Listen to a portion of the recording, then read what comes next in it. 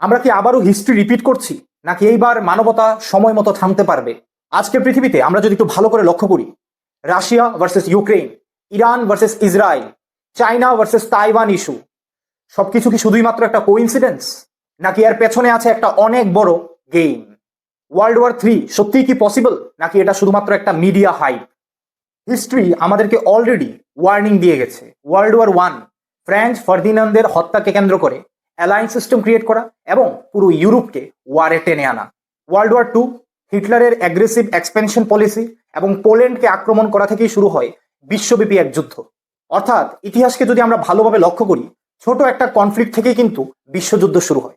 আজকে আমরা বর্তমান সময়ের কথা যদি ভাবি, আজকের দিনে দাঁড়িয়ে চতুর্দিকে চলছে নানা কনফ্লিক্ট, চলছে পাওয়ার স্ট্রাগল, মিডল ইস্ট টেনশন এবং এশিয়াতে রাইজিং কনফ্লিক্ট। এই সব কিছু মিলিয়ে আমরা কিন্তু বর্তমানে এক ধরনের আনস্টেবল এনভায়রনমেন্টের মধ্যে আছি। সরাসরিভাবে ওয়ার্ল্ড ওয়ার 3 এখনো শুরু না হলেও চতুর্দিকে কিন্তু proxy war, cyber attack, economic pressure আমরা লক্ষ্য করতে পারছি। অর্থাৎ সিম্পল ভাবে বলতে গেলে ওয়ার্ল্ড ওয়ার 3 এখনো শুরু হয়নি, কিন্তু বিশ্বযুদ্ধের পরিবেশ ধীরে ধীরে তৈরি হচ্ছে।